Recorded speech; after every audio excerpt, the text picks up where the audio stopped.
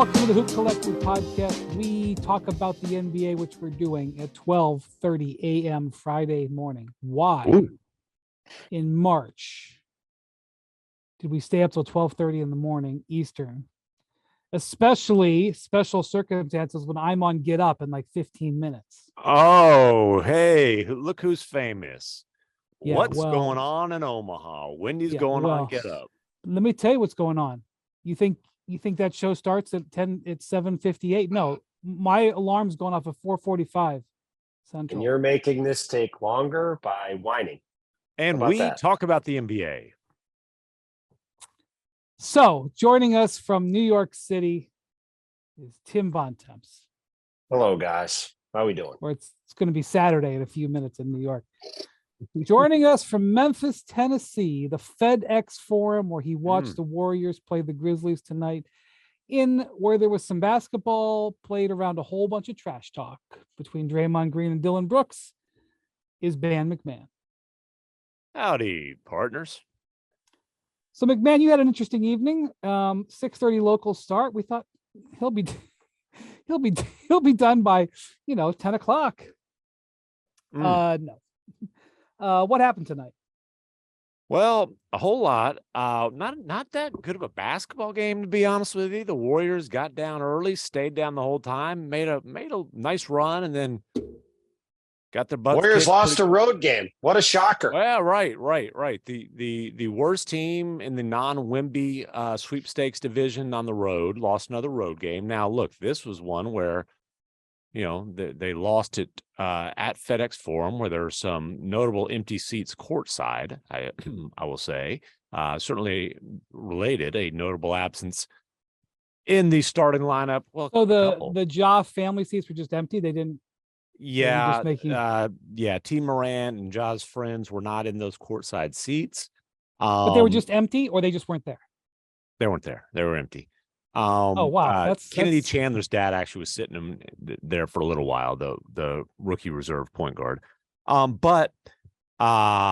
no Ja Morant, no Steven Adams, and we don't know when Ja is going to be back. At least 3 more games. Steven Adams likely is out the rest of the regular season. Brandon Clark certainly out the rest of the regular season. The Grizzlies obviously had a really rough week or so, badly needed a win, kicked the Warriors' butts. We had the fireworks between pregame, between Dillon Brooks and Draymond Green, where Dillon Brooks gave our colleague Tim Keown some very interesting quotes. A really good story. You should read it if you haven't, on Dillon the villain, including him blasting Draymond Green, talking about how much he didn't like him. Draymond declined comment at the time and blasted back on his podcast, timed it to last night, the night before the game. Brooks tried to initiate a little conversation late in the first half, where he scored over Draymond and got chest to chest, and Draymond didn't reply. Draymond post-game had plenty to say, including that scoffing at the suggestion that Grizzlies and Warriors is a rivalry. Now, they've ended each other's seasons the last 2 years. The Grizzlies winning in the Bay in the last play-in game in 2021. The Warriors, sending the Grizzlies home in the West semis last year in 6 games, but can't be a rivalry according to Draymond, because one team's won 4 championships, one team's never won a championship, and Draymond, this is good. He says one team has to win and then another team has to win. That's what creates a rivalry. Now, again, they have swapped in each other's seasons, but he doesn't matter. Not because one team gets up for you and talk like they can beat you and then not. That doesn't create a rivalry. Rivalries are created by you win, I win. Clearly, we've won 4 times. I think the organization has 0 championships, so I can't consider that a rivalry. And then I said, so when you say win, you mean like May and June, not March. Anybody can win in March. What that means? I have a hard time getting out of my bed in March. What's a game in March mean? So that's Draymond. Then Dillon took longer than normal. And listen, he is I don't know how much you guys have interacted with him. He is a really nice guy, which you would never imagine given his on-court persona, but he's Canadian. Of course he's a nice guy. So he gets dressed, he puts on his Dior pants, his Dior sweater, which he was planning on wearing a clown shirt to the game, and then decided against it because Draymond Green ended the podcast thing by saying. So he just announced he was going to wear a clown shirt? He mentioned this as he was putting his Dior sweater on. He said, yeah, I was going to wear a clown shirt, but he said, I didn't want to feed into that before the game.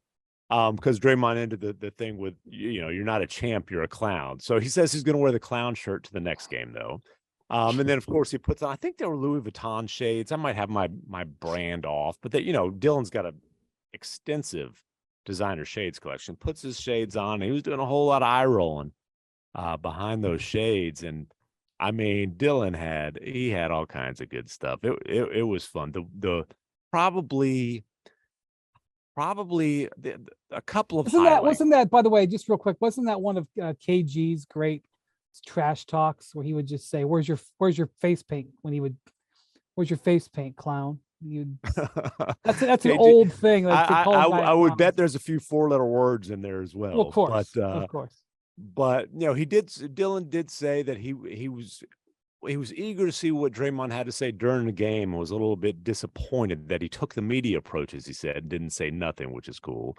The new media approach. He took the new media approach. Yeah. He said he did imply that the Warriors might dump Draymond. He said, we'll see at the end of the year what they do with him. That was interesting. He was asked, hey, did the podcast bother you? He said, no, because I know I'm a better player than him. I can do the same stuff that he does. That's easy. That's just showing up to work. Me, I try to score. Editorial comments, sometimes too much, oftentimes. Anyways, that was went on and on. But he said that was not part of the quote. That was huge. I said editorial comment, but he said I try to score, I try to figure out plays, I try to call plays for my team. It gets good here. Just the fact that he was trying to pin my teammates against me, that was a low blow. So that's what type of player he is. These are my guys. We grew it all together. I ain't out there getting in physical altercations with my teammates. I sit there and talk to them, try not to break them down, but build them up. He had a lot, and there's a lot of good stuff. He did accuse Draymond of just using my name to get his podcast up. I mean, the quote that you left out. The quote that you left out that I enjoyed was Draymond scoffing at the suggestion that he could be baited into getting a technical foul, and that he only gets technical fouls when he wants to. Yes, I believe you and I were covering the Western Conference Finals back in 2016 when there were some certain instances with flagrant fouls with another guy who wasn't playing in that game today in Memphis. There's been a few things with Draymond over time. Yeah, and I always mention you're referring to Steven Adams and some of the nut shots. Yes, and one of my favorite. Do you know why one of the reasons players hate Steven Adams so much? Why? Actually, Kendrick Perkins and Tristan Thompson were telling me this. I'd never heard this until recently, and I've watched it, and it's true. For a long time, Steven Adams, whenever somebody goes up for a rebound, he's got this move where he grabs the players by their flank and pinches them. And he's got gigantic, very strong hands. And according to Perkins, well, maybe I shouldn't say that who told me, but I don't know. They don't care. According to Perkins Tristan, it hurts like they're not playing against Steven Adams anymore. It ain't gonna That's right. And so, plus Perk doesn't exactly worry about ruffling feathers. That is true, as an aside. And famously, in Steven Adams' rookie year, they went to Game 7 when he was with the Thunder against the Memphis Grizzlies, grit and grind. And Zach Randolph got suspended for the vital Game 7 because he basically sucker punched Steven Adams coming up the court in Game 6. None of us saw it. We had no idea. All of a sudden, the day I was covering that series, I was driving in between Memphis and Oklahoma City because it was faster than flying. Long story. And I remember getting this text message. Long drive. The NBA just announced Zach was suspended for. I was like, what? For what? Anyway, It was because Zach was tired of Steven Adams pinching him on the side. That's all I'm going to say. Go ahead. Well, and that's funny because certainly that was discussed a lot when the Grizzlies traded for Steven Adams before last season. These folks have the Grizzlies fans have long memories, as I was reminded every time Andre Iguodala got the ball today, and he was I was like, Oh, oh yeah. yeah, I forgot about that. And they have the Warriors pick next year. Oh yeah, that now. By the I way, the remember that Grizzlies whole were saga. fine with Iguodala. They got a pick for taking him. They got assets for trading him out. I mean, there was Well, no you know hard who feelings wasn't there. fine with him? Dillon Brooks, who ripped him and basically said, "Well, I want us to trade him and I want to play him, so we That's can right. show him what we've got here." And That's all right. that. And Ja wasn't good with it and all that. So Steven Adams, though, unfortunately out, like I said, probably for the rest of the regular season. But going back to the little crotch kicks, one of my all-time favorite quotes is when he was asked, because it happened twice in that series. That's And correct. he was asked, "Hey, do you think these were intentional?" And he said, "It's not that big a target, mate." He is one of a kind. Oh, He certainly man, is. no, this one, look, Draymond, it's like him saying it's not a rivalry is obviously just him further disrespect from Draymond to the Grizzlies and intentional disrespect, obviously, but it's absolutely a rivalry. There's so much going on. And, the Warriors hate Dillon Brooks. The Grizzlies hate Draymond Green. A lot of teams don't like Dillon Brooks. A lot of A teams lot. don't And like a lot of Draymond. teams don't like Draymond Green. I was gonna say That's true. what's hilarious is these two guys. It's like the Spider-Man meme. It is the Spider-Man meme. That's exactly what it is. Draymond's resume is clearly at a significantly different level. Of course, than but it Dillon is. Of course, but it is the Spider-Man meme. These are two Right, guys who they- annoy everyone, who are now going at each other every time they play. Yeah, they are absolutely extremely similar players and personalities. And I really enjoy watching and dealing with both of these dudes. To me, these guys are hysterical. Yeah. So my opinion on this whole trash talk back and forth is they're both right. They are both are both speaking a right. lot of truth. Maybe sure. not every single statement. And let me ask you something else. Both these dudes are free agents, potentially in the offseason. Well, Draymond. We'll see about Draymond. It's interesting. Okay, let me rephrase. Both of them can be free agents in Right. the offseason. Who's going to be more desired? Draymond. I mean, listen, I like Dillon Brooks a Look, lot. you could argue both guys could not be on their teams next year. No, which both guys have implied about the other one. Right. You I know, mean, it's So they're both right. It's great. They're both that's right. right. but the thing about Draymond, listen, say what you want, but when he goes down his resume, defensive player of the year, 4-time All-Star, 4 championships, 2-time gold medalist, like those are all undeniable facts. He's also, I think, one of the best passing, one of the best passers in the league, one of the best screeners in the league. Like sometimes he clogs things up offensively just because of the shooting, but a lot of Steph Curry's threes have come because of passing and/or screening with Draymond. And he's absolutely driven his team insane for a decade. And Yeah. Dillon Brooks probably Same gives thing. the Grizzlies some Well, headaches. no, Dillon you can, shot you can, selection. you can remove probably. He does. Yeah, no It's question. not the same things, but he definitely drives them insane with I will things. say this. I think Dillon drives. Taylor Jenkins would have more hair if he didn't coach Dillon Brooks. I'm pretty confident in saying. I think Dillon drives the front office. And by the way, coaching Dillon staff has crazy. spectacular hair. Oh, Dillon definitely wins the the braids hair. are always are Oh. always tight, But no, His hair is but you know what? spectacular. You know what though? Like unless they are successful getting one of these like Mikal Bridges or OG Ananobi's that they've tried to get, in other words, unless they can get one of the best defensive wings in the league, I think it's going to be tough for them to move on from Dillon Brooks because he is 100% deserving Well, of being an Don't you think all-defensive Dillon player. Brooks is a big winner here? Because like Stephen A talked about him for 10 minutes today on First Take. Yes, listen, he has been lifted up. Draymond Green getting in a back and forth with Dillon Brooks is 1,000% a win for Dillon Brooks because of what Tim said at the beginning. These are not equal players. They're not remotely close to equal players. Draymond Green is a Hall of Famer. Dillon Brooks is not. That's very easy to say. However, because Draymond Green is now in this feud with Dillon Brooks has been lifted up to the level of Draymond Well, Green, at least in also this the instance. Shannon Sharp thing. But I'm saying this. But no, this in people- particular. This is the thing. Forget the Shannon Sharp thing. That was a moment in time. This is a long-standing now thing with Draymond Green and Dillon Brooks. You have Draymond Green going on his podcast talking about Dillon Brooks. That turns it into a story, giving Dillon Brooks the ability to come into the game and say, "Oh yeah, I was going to wear a clown shirt. I decided not to." Like the fact that he's even having this back and forth is amazing. You know what is great for Dillon Brooks? Like the fact, that he hasn't. I don't believe he has been on an all defensive team. I'm pretty No. Okay. No. He hasn't. He should be, and he needs attention. He needs notoriety. That's why he was so excited when Tim Keown said, "Hey, I'm doing a story on it." And he said, "You're going to get some really good stuff from me." And he sure enough did. It was a smart because story he's from not, his bosses as he says in that story, like he's not going to be a guy who gets a lot of steals. He's not going to be a guy who blocks a lot of shots. You have if you dig into the analytics as they do in that story, there's no question this guy deserves to be an all defensive player, but he needs the attention. And guess what? He's got a whole lot of attention on him. Well, now. there was a play tonight where he blocked a Curry 3 in the corner. Yeah, just smothers them, and then Steph tries to get it off, and he swatted the thing in the fourth row.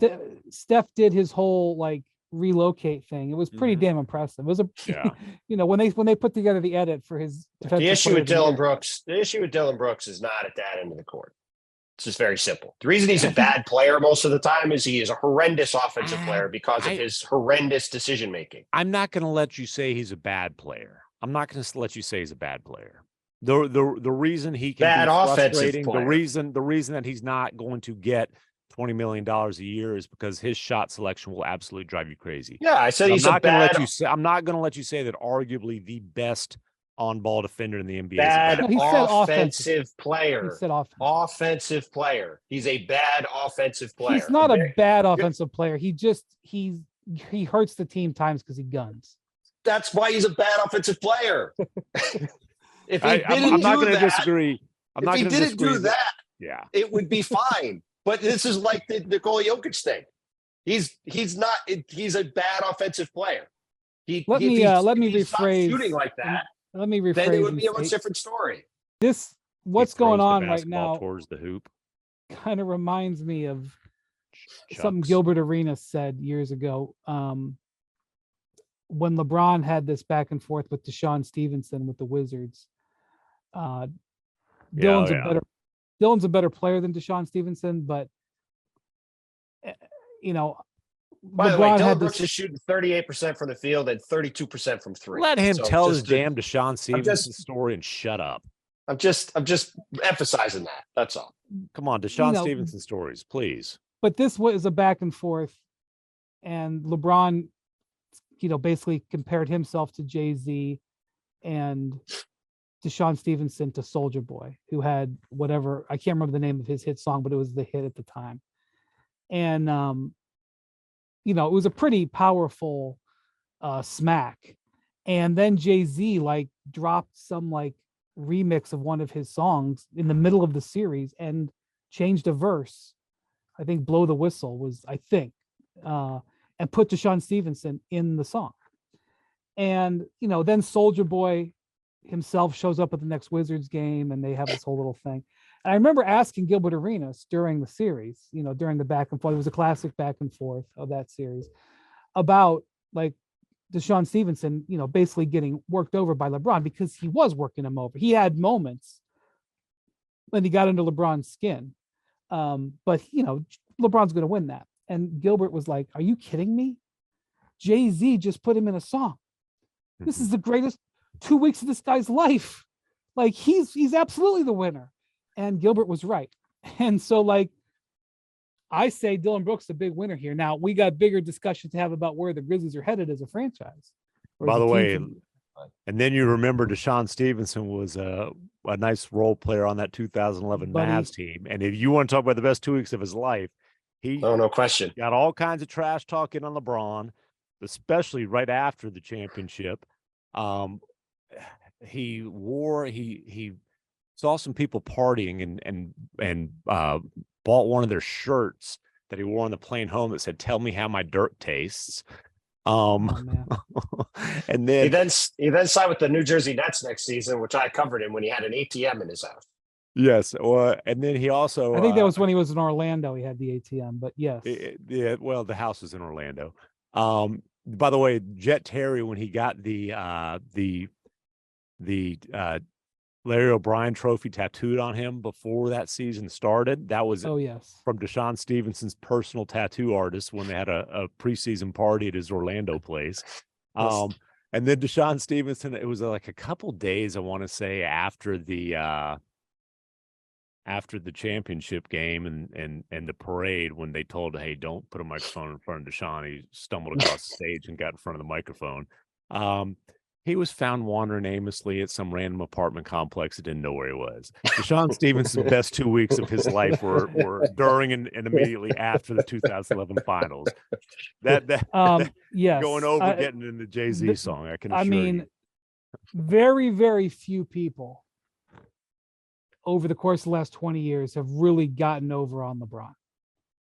Even the Warriors, who sent him home 3 times, he'll always have 3-1 on him. Always, okay? Those Mavericks got over on him. And he sure did. Hated Jason Terry, and he hated Deshaun Stevenson, and they'll have it for the rest of their lives. And I'll never forget, and I hate to devolve into more story time, I'll never forget when LeBron moved on and played for the Heat, or Jason Terry moved on and was with the Celtics. And there was one game in Boston, and Jason Terry was out of position in transition, and LeBron destroyed him. That dunk. That's just one of the most vicious dunks of all time. And I remember, in Boston, you sit, where the media sits. Bontemps lived there for years. You sit right next to the radio. Cornbread Maxwell, Cedric Maxwell, is the radio man for the Celtics for years. I still remember the sound he made. You can find it if you. You can look it up. You can still remember the sound he made, and it wasn't words; it was a sound. So the next day, the Heat move on the road trip, and the next day they're having a practice, and LeBron, I don't know this for 100%, but I'm pretty sure LeBron arranged with a reporter to ask him about the dunk. And it happened. And he basically said, I was glad it happened to him. I was glad that it happened. An incredible moment. I'll just give you the quote. Okay. It's one of my this is what LeBron said. It's one of my better ones. And the fact that it happened to JT makes it that much sweeter, because we all know JT talks too much sometimes, and I'm glad it happened to him. I remember awesome. I was smiling. I couldn't get to my computer fast enough. I was like, I don't move fast. It's kind of obvious. I was in second gear. I always used to say that I only have 2 speeds, slow and dead stop. Okay. Just like Luka. Let me just say before just like Luka and Kevin Durant, both. Well, but before we move on to the injured superstars, let me just say that I'm really trying hard. I'm like Samuel L. Jackson in Pulp Fiction. Is that reference too old? And he says, I'm trying to be the shepherd. I'm trying to be the shepherd on the Warriors. I really am. I'm trying to. I hear you.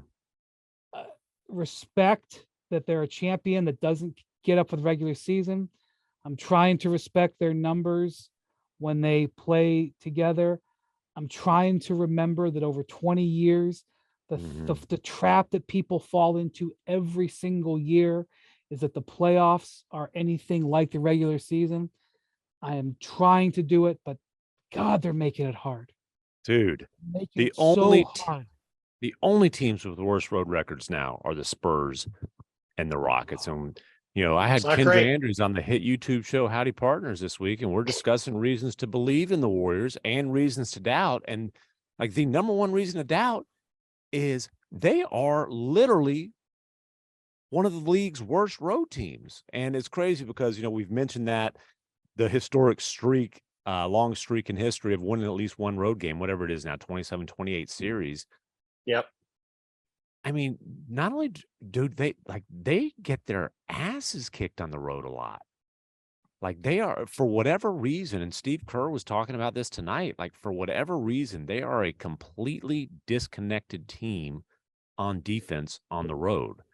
Well, that's the thing. Like last year when they won the title, they were the number 2 defense in the league. Number 2. Yeah. Right now they're 18th, and I didn't. The numbers haven't populated by the morning. In 12 minutes when the sun comes up, they could be in the 20th or whatever because they weren't great tonight. Oh, they were horrific tonight against a team that didn't have a superstar point guard. Bontemps, what am I supposed to do? I have like what Draymond Green says. I don't get out of bed for games in March. He's right. I like. What am I supposed to say? Yeah, but at some point, it's got to matter, right? I mean, look, I've been saying, and they are populated on NBA.com, and they're still 18th. I mean, I've been saying for a while that they're my pick to win the West by default, and it's really only because I have no faith in any of these other teams, right? And because you totally disrespect the Denver Nuggets is why it is. But go on. Well, I need to see Denver do it in the playoffs. Again, as we've talked about multiple times, this is all wide open for Denver. It's all wide open for them. There's not going to be any excuses if they don't win this time. Denver, number 1 clutch defensive team of the last decade. That's right. So, baby. And as a transition, hold on. What does that pose, Wendy? Wendy, I don't know.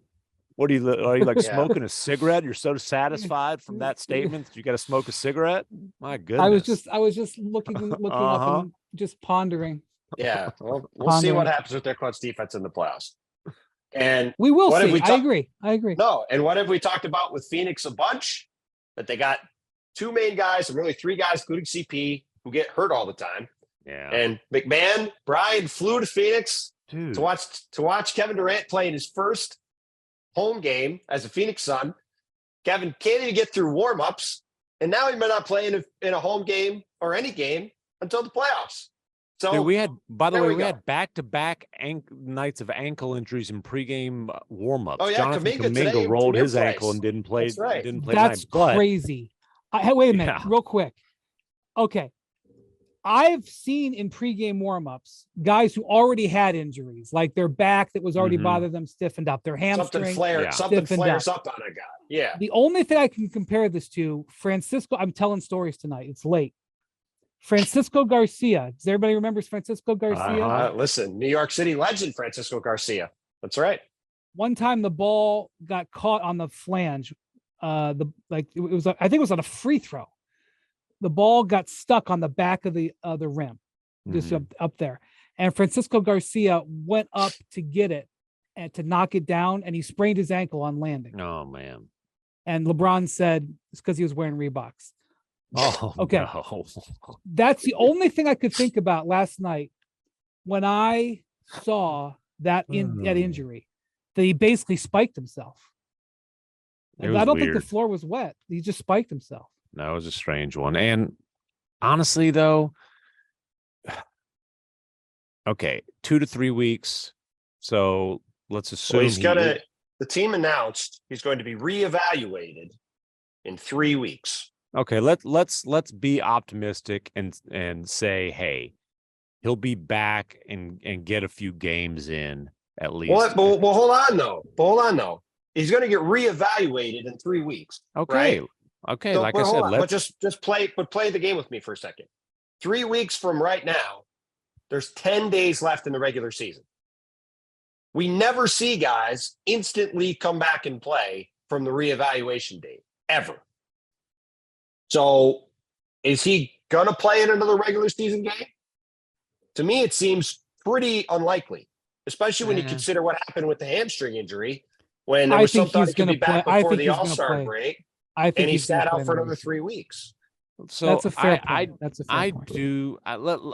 Let's be optimistic and say that sure he will come back and he will play in at least 2 or 3 games at the end of the regular season, at least enough to, chip off a little bit of rust, getting a little bit, let's see. Yeah, say he'll come back and play, like I said, 2 or 3 games into the regular season. Does this change your optimism for the Suns as far does this alter your opinion of the Suns' championship chances? If he's back and he's able to play a few games at the end of the regular season? I can't even believe I'm saying this, and I don't have what you guys push back on this. I understand why you push back on it. I don't think it matters. Because I just think that's insane. I think that's an insane thing to say. I mean, I'll let you finish. I should let you finish. Here's the thing. First off, being around the Suns for the last 2 weeks, they're in a good place as a team right now. Mm-hmm. Now, they have flaws, and those flaws are not going to get fixed. They have a suspect back end of their rotation. Monty Williams is absolutely scrambling to try to figure out who he's playing. Back into the starting lineup. Fair. They got 4 guys, and then then it's patchwork. But they're in a good place as a team. I think they're going to keep winning. Now they play in Golden State on Monday, and then they host the Bucks on Wednesday. Those will be great tests. Devin Booker is as hot as he's ever been. By the way, Durant still isn't going to play on the road against the Warriors. Nope. Hadn't happened since he's left. Well, he played, but I think he has not played on the road against the. Maybe that's it. Maybe he hasn't played in front of the fans. Yeah. So they haven't done the tribute video, right? Or did they do it? Did they do a tribute video? I didn't research this. I don't know. They probably did one when he. All right. Anyway, the Suns' problems are still going to be there when he comes back. Yeah, he played in 21. He played in 21, but there were no fans at the game. Okay, there you go. I don't. Obviously, it's a disappointment. I don't think it.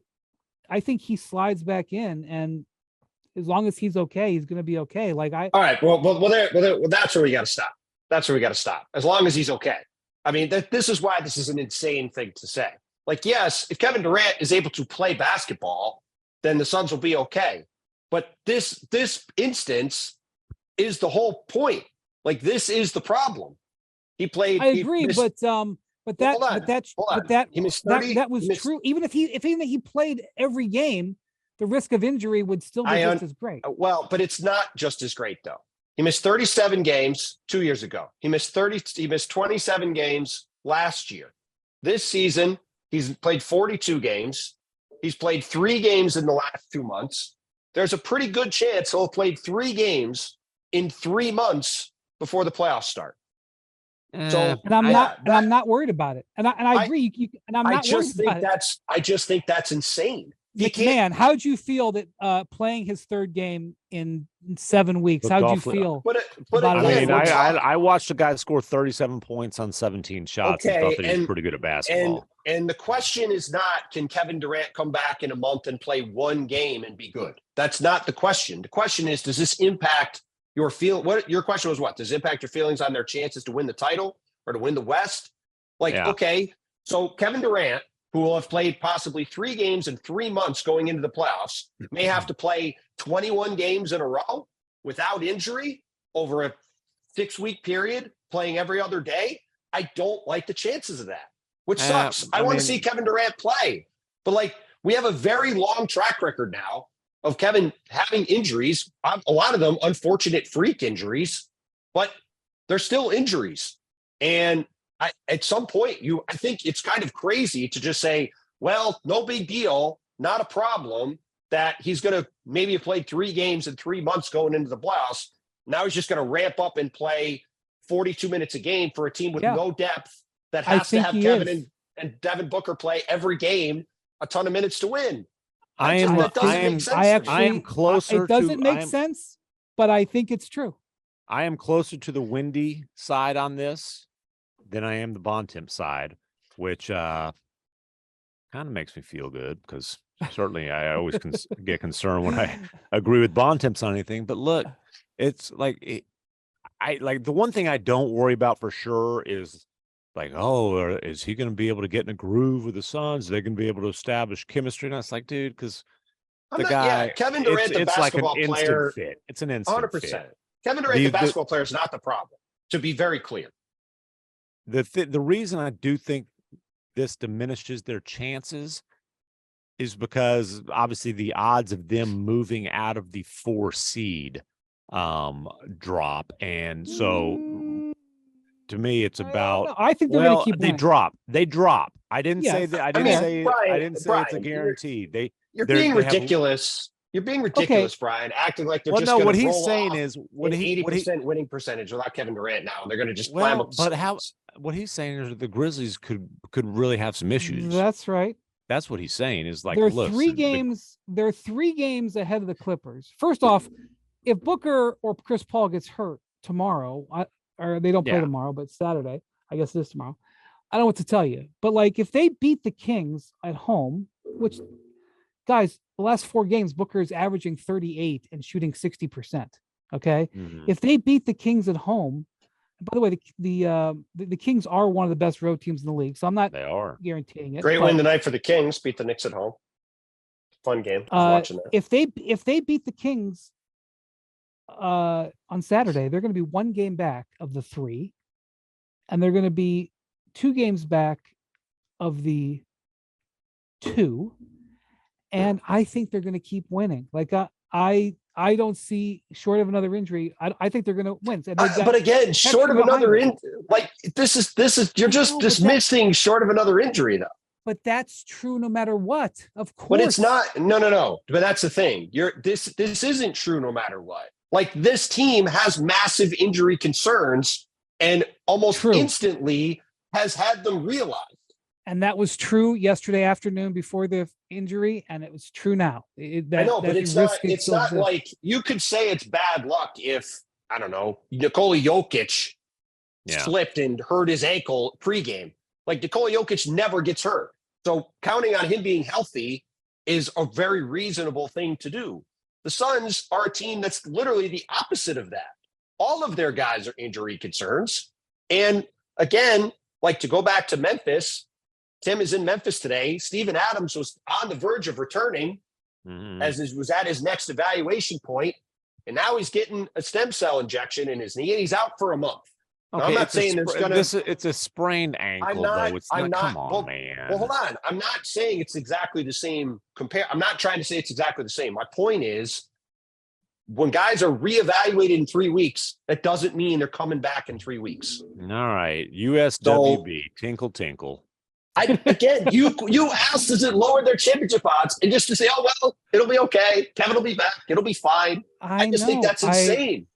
I don't. There's no logic in that. I know. I don't fault you for that, but I'm telling you, that's the way I feel.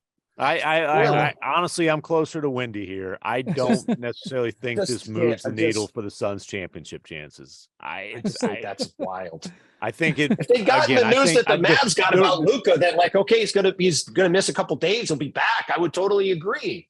But this is way different than that. By the way, kind of taking us full circle, we'll see if Luka plays Saturday. If not, their next game is it's Saturday in Memphis and then Monday in Dallas against the Grizzlies.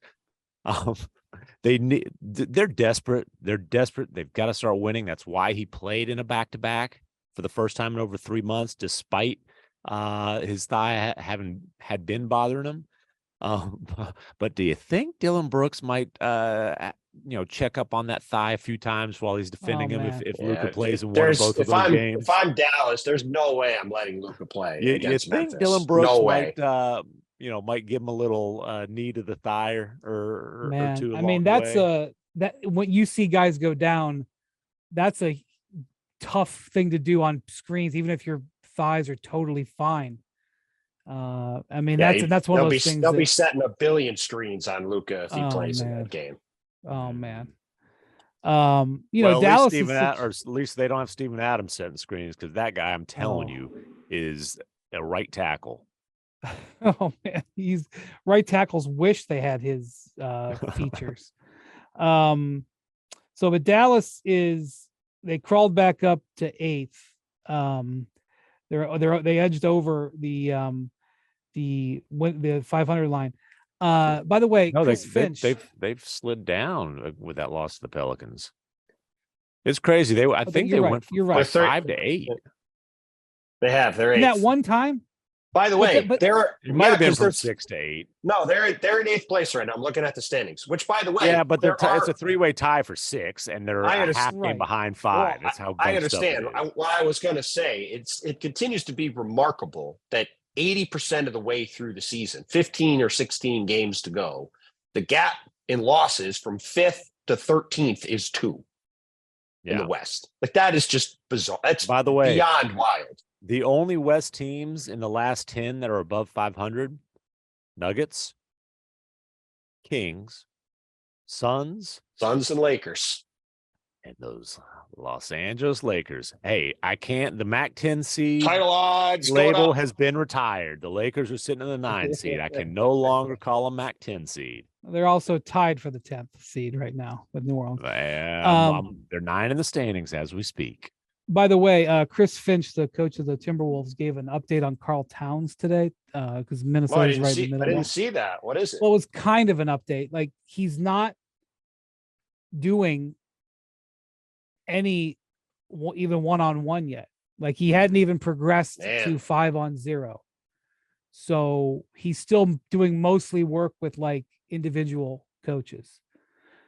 So the translation is that he's not close. He's some period of time away. Man, out since November 28th. It's going to be hard to get back this season at this point then, right? Well, I'm not ruling that out. I'm just saying that he offered an update, and like I'm sure he's progressed, but it was not promising that it was going to be short term. Look, when he first had that injury, it looked like devastating. Oh man, I think we were texting about that night. I was sitting at a game watching it. I was afraid he did his Achilles when he did it. He just went down like a sack of bricks. And then he like looked behind him, which is a telltale sign. Yeah. So anyway, I just thought I'd bring that up. So Dallas is teetering, just not necessarily because of the way they're playing, although they've blown so many close games recently. Or not blown, they just haven't won. Mavs 3-7 in their last 10. Worst of all those teams actually it's worse than everybody in the West except for San Antonio and Houston over there. And 2 of those wins, one's over the Spurs. And that's the only convincing win they've had during that stretch. And then another was like pulled out against the Jazz, who were -3, 3 starters after making a rebuild trade for, in the middle of a season that was supposed to be about rebuilding anyway. Well, I think they're going on a back-to-back, but I was even on a back-to-back for the Sixers from Miami, which is a brutal back-to-back. They're gonna make the play-in at least because Utah and Oklahoma City are quiet quitting. Wink, wink. I guess it's possible, but those teams are not acting like they're going all out to make the playoffs. I would say the play-in is not the priority for either of those teams. I think we can say that. So any time without Luka here is worrisome, MacMahon. Duh. I'm glad we decided that a superstar missing time is a problem. I'm glad we can agree on that. Well, listen, honestly, the time with Luka recently has been worrisome. Like, this is, you make a massive risk win now trade and you are just mediocre since then. Oh man. And again, like we've talked about, they're not mediocre. They're the 3rd worst team in the West since then. Okay, well. But, and again, you have Kyrie there. You're playing this New Orleans team that's been hot garbage for quite a while the other day. You really need a win. And, there was a back-to-back. Can't get that one done either. We've said it 100 times. The Mavericks are going to score a whole lot of points. New Orleans and very often give up more. Ingram in that game. I know. It was a bad loss. They're not a good team right now. They're a horrific defensive team that scores enough points to make most games interesting. Now, all these West teams are bad. It's just every one of these teams stinks. They don't playing terribly. I'm talking about. Bontemps says everyone stinks. Look, I'm just saying, if you go through these teams after Phoenix, assuming they're healthy, Phoenix is obviously going to be really good. You go from Golden State down, you don't feel good about any of those teams. Is my point. Every one of them, it's Clippers down. How about those red hot Clippers? They've won 2 in a row. To move back up to 5. Next Friday. The depth. MacMahon, are you going to this game in LA next Friday? I'm not. I don't know if you've heard, but trying to boost our 401ks by squeezing that Just travel relax. budget real tight. Take it What? easy. Take it easy. What are you talking about? I'm just explaining why I'm not going. All right. Now, I will say this. I will be in San Antonio with the Mavs next week, and TBD, the Grizzlies come in to San Antonio right afterwards, so I might have to extend my stay depending on, I don't know, the Jaws coming back after 4 games. I would guess that his leave of absence will be extended a little further, but we'll see. I have no idea what's going on with Ja, but I find it strange that they put another game number on it. Yeah, that was strange. That's interesting. Because now after 4 games, everybody's going to say, "Okay, let's have our Ja update." Well, they'll send out another 1-sentence press release, and hey, maybe at some point they might just do the Jordan facts. He's back. Yeah. Well, hey, anyway, Ja's calling the locker about room that. after the game, though, calling the boys, and yeah, say that. We didn't mention that yet. Yeah, so he, and again, we've talked about it. Like, I don't think anybody's ever accused Ja of not being a good teammate and not caring about his team and that sort of a thing. It's just I agree. His off-court lifestyle has become concerning to the point of him needing to step away. But yeah, he called. I think he called Jaren Jackson's phone, and Dillon Brooks said, he called and like everyone talked to him in the locker room. He's congratulating him. He said he's in good spirits, working out. Even though he's not with us, he's still with us always. This is his team. Every single day, he's sending us a group text, giving us encouraging messages, so on and so forth. So he's still, kind of staying connected to his teammates like that. Taylor Jenkins before the game basically said that, and they're not going to publicly share the steps that he has to take to rejoin the team, but he says there are steps that needs to be met personally and professionally as he deals with stuff personally to get better. He said he's fully on board and has been communicative with our group. I think he also used the word compliant. We'll see. There's obviously a lot of work to be done with Ja, and we'll see if that work is done by over the next week or not. Well, anyway, next Friday. Also, we'll see if the league might say, "Hey, I have no idea what's going to happen here." The league might say there needs to be an actual suspension because this is not a suspension. The suspension. Well, takes I don't know what they'd they'd suspend him for. That's the problem. I don't want to talk about that right now. Conduct detrimental. Next Friday, Mavericks at Lakers could be a big one.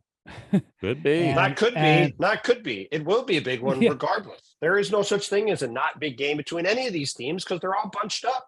Well, this is what in English soccer or any European soccer, whenever 2 teams are on the verge of getting relegated, play each other, they dub the games a 6-pointer because 3 points if you win, 3 points if you win, but it's a 6-point swing, win or lose. That's a 6-pointer. Okay, that's a 6-pointer. Listen, there's 2 or 3 6-pointers a night in the West. The way this is right now. The whole homestand that the Pelicans are on right now is 4 straight 6-pointers.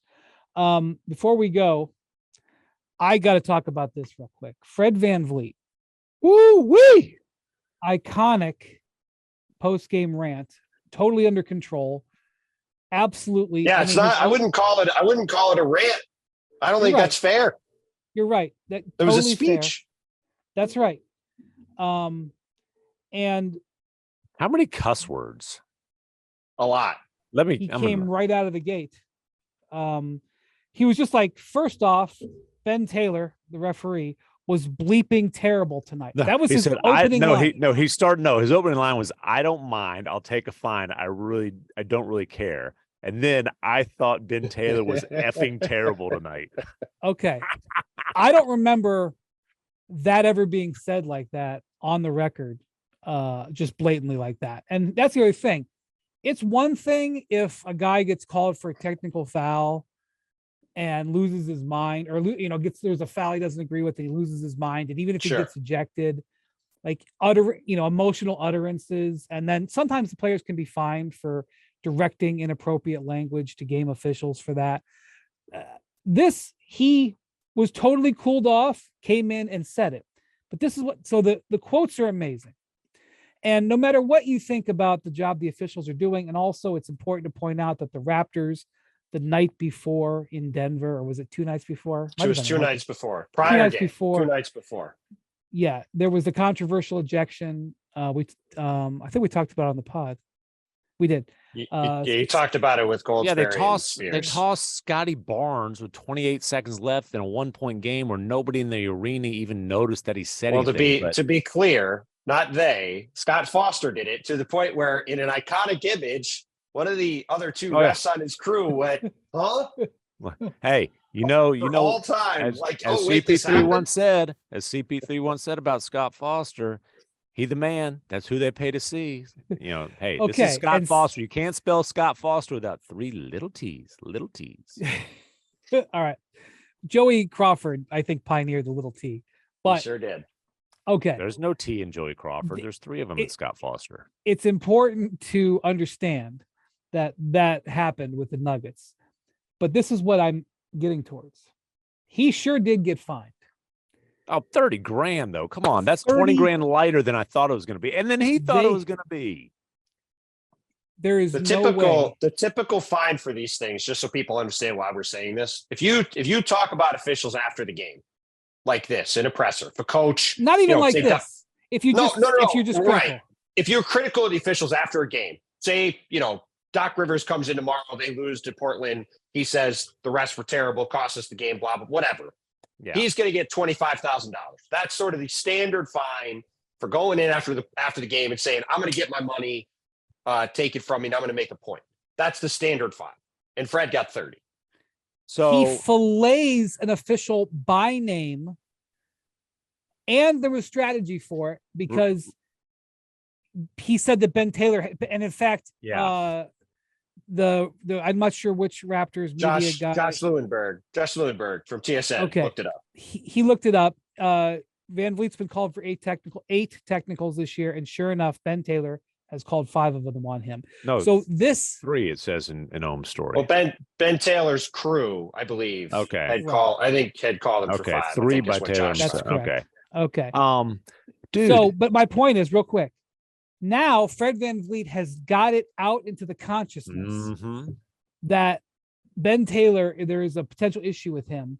Yes. And he potentially could benefit from that down the line in various ways. And it cost him $5,000 more than if he had just said, we got screwed tonight. If he had just used those verbiage, he's got the same thing. And I cannot believe that the NBA did not protect its officials, regardless of what you think about it. Yeah. That they did not protect these officials with more of a fine. Remember when guys used to get fined if they cussed in the media?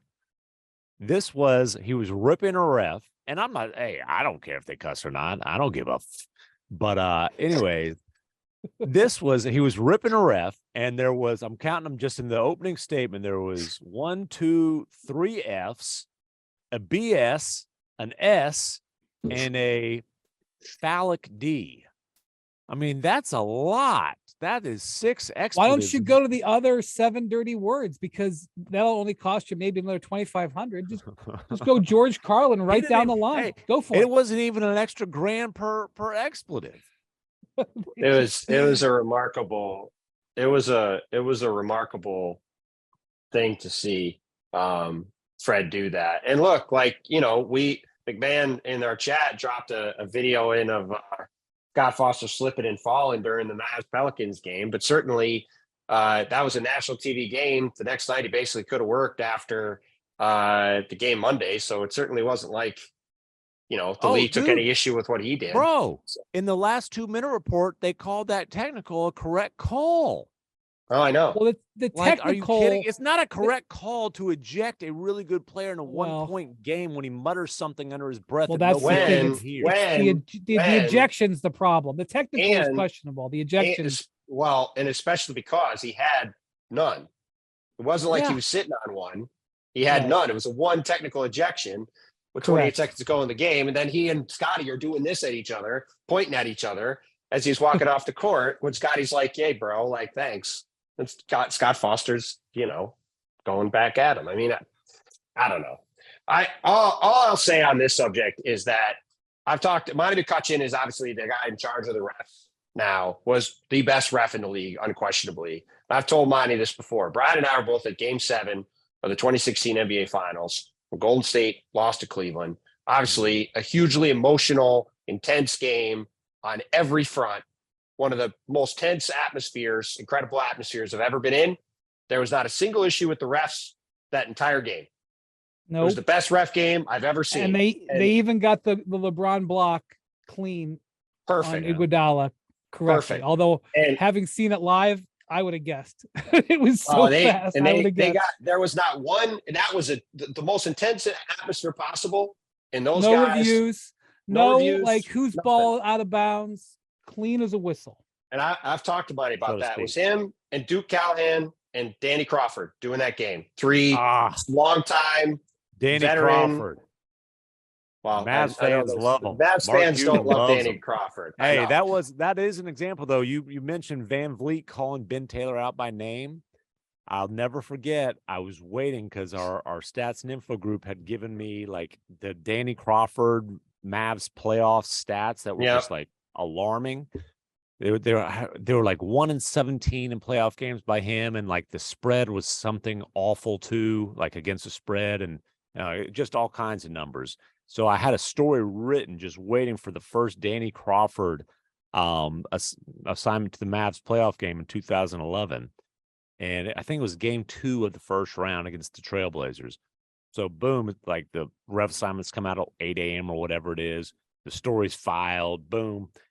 Nate McMillan was so pissed off that I wrote that story because he was basically like, if there is any doubt now, it is going to go the Mavs' way. When there's that kind of a spotlight on a specific ref. Did he say something to you? And he said it like in his pregame press conference. Oh, okay. You know, he was like, if there's any doubt now, you know, like he has to show that he's not biased, which means he will be biased against us, is basically what his point Well, then was. he didn't know Dan Crawford. Right. Well, The Mavs went undefeated in the playoffs that run with Danny Crawford. Well, they also games. were the champions and a great team. That might have something Yeah. to do with it. Well, and all I was going to say about that game was that to me, the sign of a well-refed game is when you don't notice the refs are there. Not that they're not calling fouls, but that there's not controversy. There's not stuff going on. They're doing their job. They're keeping control of the game, and you don't notice they're there. And there have been a lot of veteran officials, those 3 guys included, who have retired in recent years.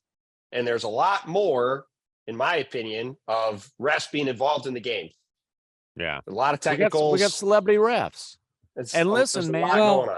The But whole but review the- TV appearance thing. These guys are like, you know, some of them I got like the it. technique, and they've got. Well, like I'm fine with that. Other than the reviews taking forever sometimes. That's By the fine. way- Billy Kennedy being on the mic is great. That's fine. That's not what By I'm the talking way, about. in Dallas the other night, the referee's mic didn't go to the whole arena. I thought it was supposed to go to the whole arena. Is that a Dallas thing? Well, sometimes I it didn't just tonight doesn't here in work. Memphis either. Sometimes Okay. it does, and sometimes it doesn't. I think it just All is right. if the Anyway, arena stuff is and working. my point is that this was not exactly the league sending the message that you can't MF a referee to the Right. media. Well, and Listen, my point is I there, always and my have point said that along I those think- lines is that there's a problem in general because there's a lot of tension going back and forth between the players and the refs, and it's not good. I've always said I think Adam Silver does a phenomenal job, and we really shouldn't question anything that the commissioner's doing. I really think that guy's got a bright future. If you know what McMahon's doing there. All right. It's 1:30 in the Eastern time zone. Thank you for joining Wendy us. has Thank you. makeup in 15 minutes. It's going to be more than usual too. Brian's got a rough life. I'm going to have to use that special stuff underneath my eyes that makes the skin go away. All right. Thank you, Bontemps. Thank you, McMahon. Thank you to Jackson, our producer, who's, I'm going to go to bed. Jackson's got to keep working. All right, So, Jackson. Have a good weekend. Brian's Yeah, got to have get a back good- in Jackson's good Jackson graces hasn't even again. whined. Have a good weekend. It's almost over. Thank you for listening to the Hoop Collective. Adios, amigos.